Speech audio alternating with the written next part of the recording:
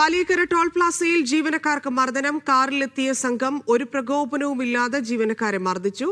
FASTag raid ചെയ്തതിന് ശേഷം car മുന്നോട്ട് നീക്കി നിർത്തി സംഘം കാറിൽ നിന്നിറങ്ങി മർദ്ദിക്കുകയായിരുന്നു. ടോൾ പ്ലാസയിലെ ബാരിക്കേഡുകൾ തകർത്ത് വാഹനങ്ങൾ കടത്തിയിട്ടു.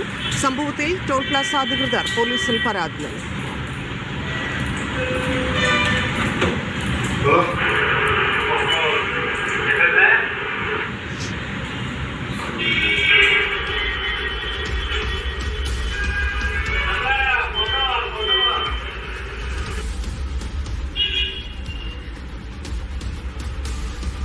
നടരാജ് പരശുരാം ചേരുന്നു. നടരാജ്, എന്താണ് സംഭവിച്ചത്?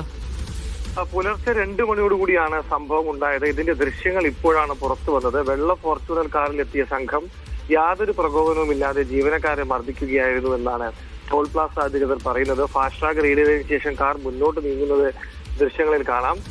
അതിനുശേഷമാണ് ഇവർ കാറിൽ നിന്നിറങ്ങി മർദ്ദിക്കുന്നത്. കസേരയിൽ ഇരിക്കുന്ന ജീവനക്കാരെ മർദ്ദിക്കുന്നത് ദൃശ്യങ്ങളിൽ നിന്നും വ്യക്തമാണ്. ടോൾ പ്ലാസയിലെ ബാരിക്കേഡുകൾ തകർത്ത് മറ്റ് വാഹനങ്ങളെയും ഈ വാഹനത്തിൽ വന്നവർ കടത്തിവിടുന്നുണ്ട്. എന്തായാലും ടോൾ പ്ലാസയിൽ അക്രമം അഴിച്ചുവിട്ട് ഇവർക്കെതിരെ നടപടി ആവശ്യപ്പെട്ടുകൊണ്ട് ടോൾ പ്ലാസ അധികൃതർ പോലീസിന് പരാതി നൽകിയിട്ടുണ്ട്. പോലീസ് CCTV ദൃശ്യങ്ങൾ ഉൾപ്പെടെയുള്ളവ പരിശോധിച്ചുകൊണ്ടിരിക്കുകയാണ്.